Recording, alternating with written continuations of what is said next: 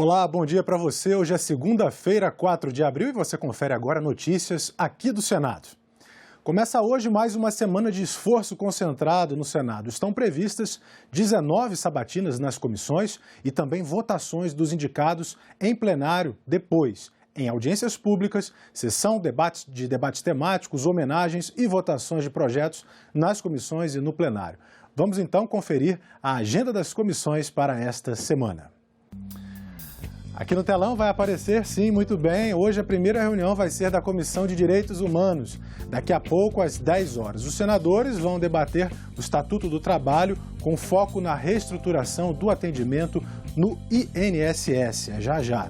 Para as 10h30 da manhã está marcada a reunião da Comissão Externa sobre as fortes chuvas em Petrópolis. Lá na Câmara Municipal, eles vão discutir diagnósticos, impacto na cadeia construtiva e repasses de recursos com autoridades locais e com representantes do Ministério da Economia e do Ministério do Desenvolvimento Regional.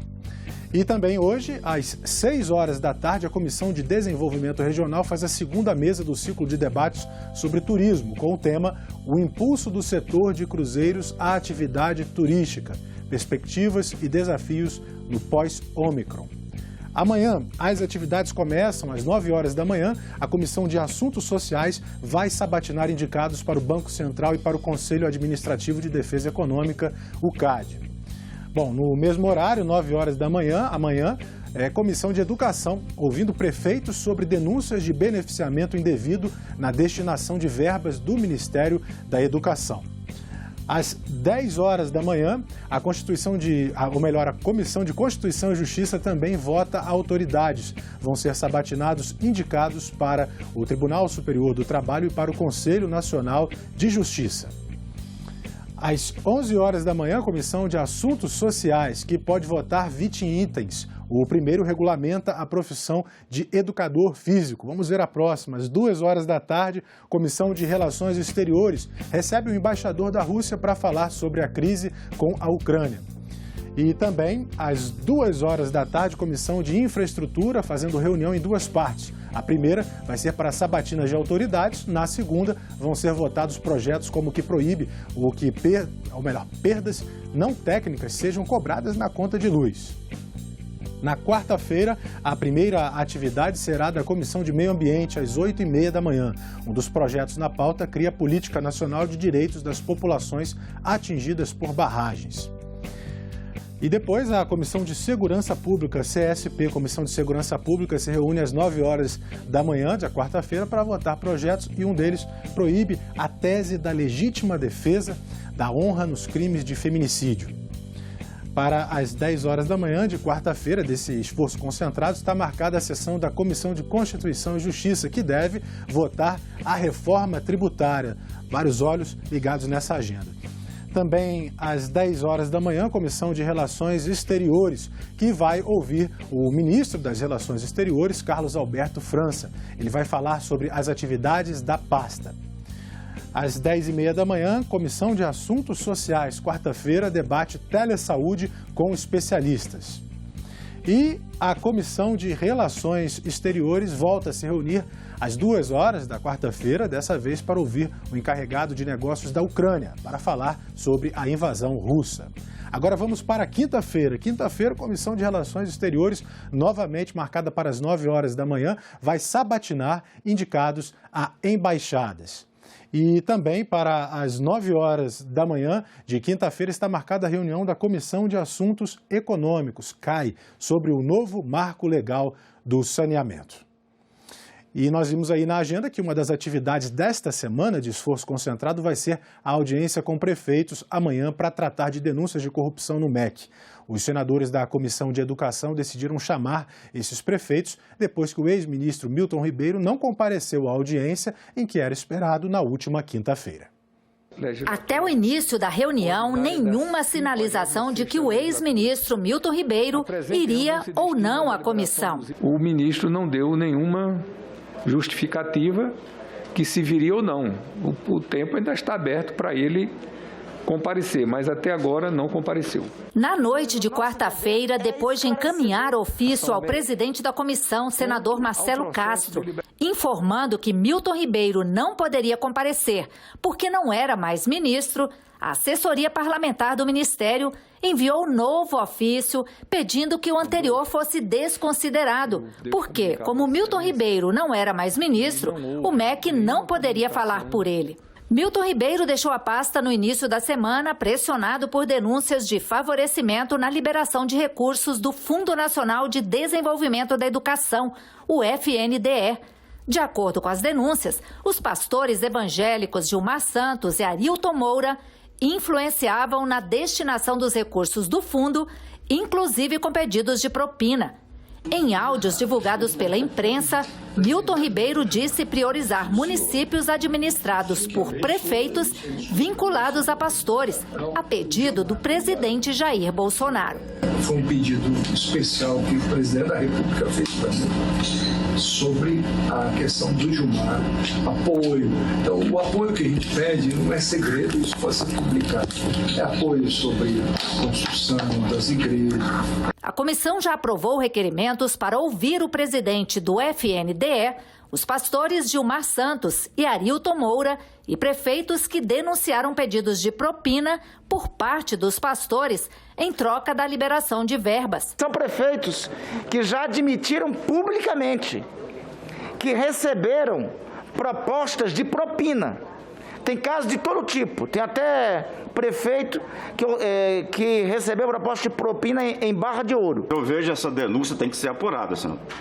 Tem que ser apurada. Eu acho muito difícil liberar recursos para uma escola, para uma creche, sem ter a documentação devida. Eu nunca vi acontecer isso ali no MEC, nesses anos todos, inclusive nos 2 mandatos como prefeito e agora como senador da República.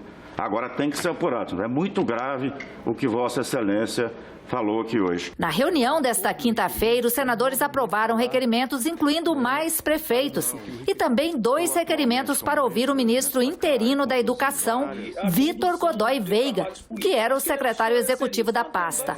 Um requerimento de convite e outro de convocação. Esse ministro que, como os antecessores, revelou-se incapaz, o que saiu, de conduzir os trabalhos do MEC, já tinha como assessor o vindouro ministro interino e provavelmente deverá ficar. Mas basicamente para dizer à sociedade a razão de toda essa polêmica, todo esse processo, né? Nós estamos diante claramente de um caso explícito de tráfico de influência a ser investigado e mais uma vez a confirmação do funcionamento de gabinetes paralelos neste governo. Também foram aprovados requerimentos para que o Ministério da Educação e a Controladoria Geral da União, CGU, informem se foram identificados indícios de irregularidades após as denúncias. A reunião terminou sem uma manifestação do ex-ministro Milton Ribeiro. Parlamentares que fazem parte da comissão já defendem a abertura de uma CPI para apurar as denúncias. Sobre a força de uma comissão parlamentar de inquérito, sobre o poder de vara de uma comissão parlamentar de inquérito para o processo de investigação. Porque diante de a instauração de uma comissão parlamentar de inquérito, o senhor Milton Ribeiro não terá possibilidade legal de se recusar a prestar depoimento. Se o ex-ministro não vier, se o presidente do FNDE não vier, se os pastores não vierem, os prefeitos não vierem, é quase que um convite a uma CPI, porque o Senado vai se sentir provocado. Por causa das muitas atividades nas comissões nesta semana de esforço concentrado, as sessões no plenário do Senado vão começar na quarta-feira. Mas para hoje e para amanhã estão marcadas sessões do Congresso. Vamos voltar então ao nosso telão. Hoje, às 3 horas da tarde, vai começar a sessão solene do Congresso Nacional para homenagear a Associação Internacional de Lions Clubs. Amanhã, outra sessão solene do Congresso Nacional começa às 4 horas da tarde para a promulgação da PEC 18 de 2021, que destina recursos do fundo partidário para a promoção da participação política de mulheres. E na quarta-feira, a partir das 4 horas da tarde, o plenário do Senado tem na pauta a votação de indicados sabatinados nas comissões e de 4 projetos. Um deles proíbe o juiz de conceder guarda compartilhada a pai ou mãe investigados ou processados por crime contra a criança ou adolescente ou por violência doméstica. Para quinta-feira está marcado um debate temático no plenário às 10 horas da manhã para debater um projeto que disciplina com mais precisão condutas consideradas como atos de terrorismo. E também às 4 horas da tarde de quinta-feira começa a sessão do plenário, onde vão ser votadas outras autoridades sabatinadas nas comissões e também projetos como o que reconhece como genocídio o extermínio de ucranianos pela fome, o Holodomor, ocorrido nos anos 1930. E para sexta-feira está marcada uma sessão especial para comemorar o Dia Internacional do Autismo às 10 horas. O projeto que proíbe a guarda de crianças por pais investigados por violência familiar foi explicado pela relatora da proposta, a senadora Rose de Freitas. Esse é um assunto muito complexo de ser debatido, né? Nós achamos que restabelece os paradigmas com os quais precisa ser tratado essa relação. E que, na verdade, tantas emendas quanto chegaram lá mostram que não terá consenso, inclusive não. Nós vamos tentar fazer com que essa relação estabelecida em lei, ela traga mais clarividência e, o mais importante, traga a coerência no tratamento necessário para essa relação neoparental. E o plenário do Senado se reuniu para uma sessão de debates temáticos na última sexta-feira. O assunto foi o papel do Brasil na mediação de conflitos e construção de uma cultura de paz.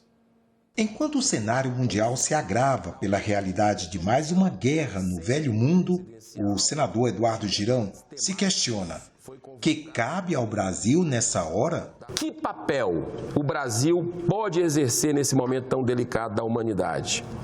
Creio que não temos o direito de nos acomodar como meros espectadores. Eu conheci um estrangeiro que ele disse que o único país no mundo em que ele se sentiu em casa foi no Brasil, porque em todos os outros países ele era tratado como um estrangeiro, uma vez que ele esteve em vários países. E é verdade, aqui é a pátria do amor, da fraternidade. As credenciais da nação brasileira para a mediação de conflitos mundo afora foram lembradas pela representante do Ministério das Relações Exteriores. O compromisso histórico do Brasil com a solução pacífica de controvérsias, princípio constitucional que rege as nossas relações internacionais, inscrito no artigo 4º, inciso 7 da nossa Constituição, aliado ao fato de que o Brasil é defensor consistente do direito internacional, são credenciais importantíssimas do Brasil no plano internacional. Segundo a diplomata, as mulheres vêm tendo relevância